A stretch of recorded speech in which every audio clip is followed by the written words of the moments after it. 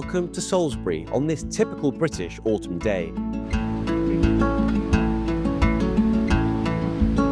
We begin at Salisbury Clock Tower, before checking out the Maltings, once a brewery complex, now a riverside shopping quarter. A short walk brings you to St Thomas's Church. It was founded in the early 13th century and rebuilt in the 15th. Inside, it's famous for its huge biblical doom painting that covers the arch, one of the best preserved in the country.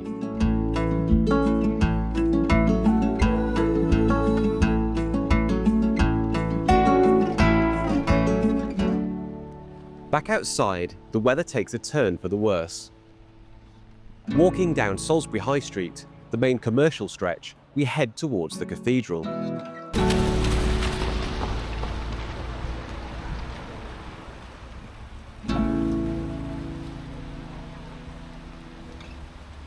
I have to take cover from the rain for a brief moment, but I can already see the 14th century High Street gate ahead.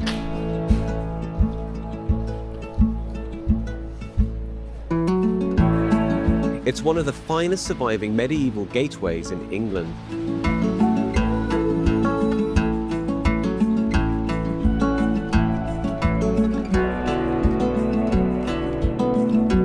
Through the arch lies the Choristers' Green, surrounded by Georgian houses and neat lawns.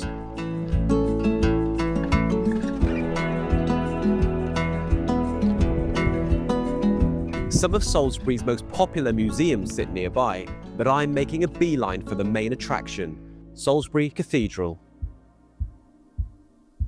Begun in 1220 and largely completed within 38 years, it boasts Britain's tallest church spire at 404 feet.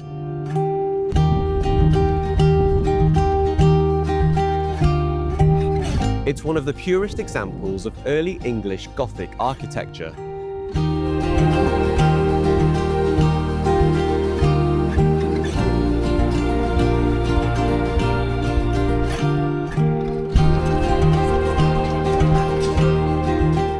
The cloister, among the largest in England, frames the central green with graceful arches and views of the soaring tower above.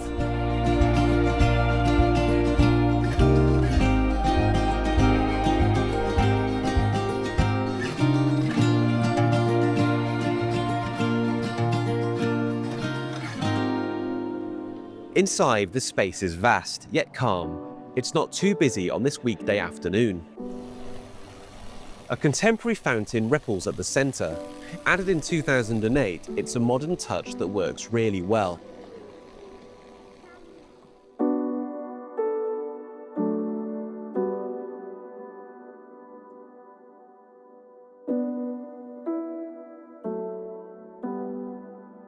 Nearby is one of the world's oldest working mechanical clocks. Its iron mechanism has been ticking for more than 600 years. Look up and you can see how some of the pillars bow under the immense weight of the spire.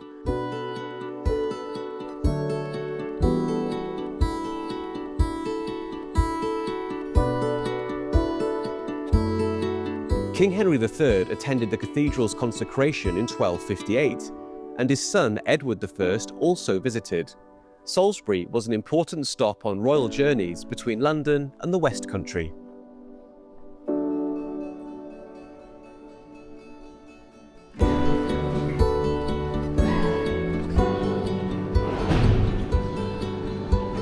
In the chapter house lies one of Salisbury's greatest treasures, an original copy of Magna Carta from 1215, one of only 4 that survive. It established the principle that even the king was subject to the law. Exhibits show how it was written and dive into the history.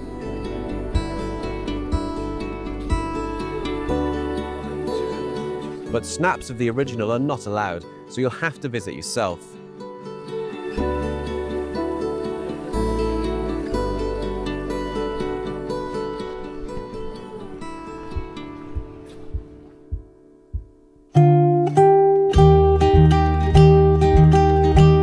Leaving the cathedral, I follow the path through the Harnham Gate and past Avon Place. Exeter Street and St John Street reveal Salisbury's blend of medieval and Georgian architecture.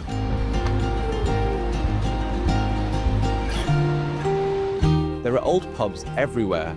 The Queen's Arms dates from the 16th century. The New Inn, another famous pub from the same era, was once 3 separate cottages.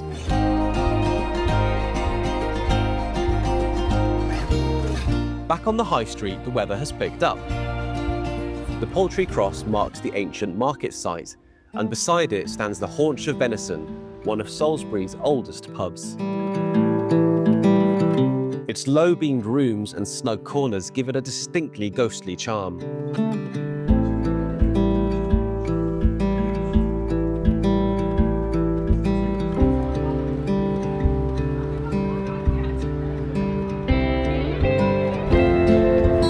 Fish Row was once a hub for fishmongers to sell their daily catch.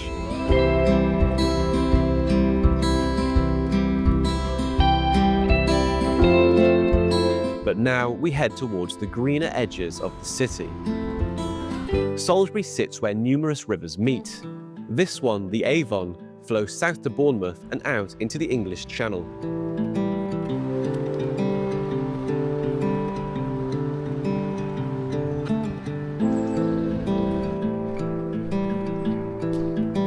Elizabeth Gardens, one of the city's favourite parks, is striking in its autumn colours.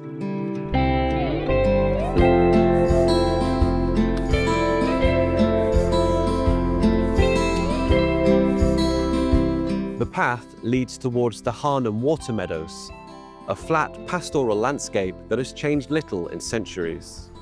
It was immortalised by John Constable in his painting, Salisbury Cathedral from the Meadows. As I leave Salisbury, the evening sun comes out to play. As does this cheeky Peruvian bear. Thanks for watching, and please subscribe for more tours of the UK and beyond.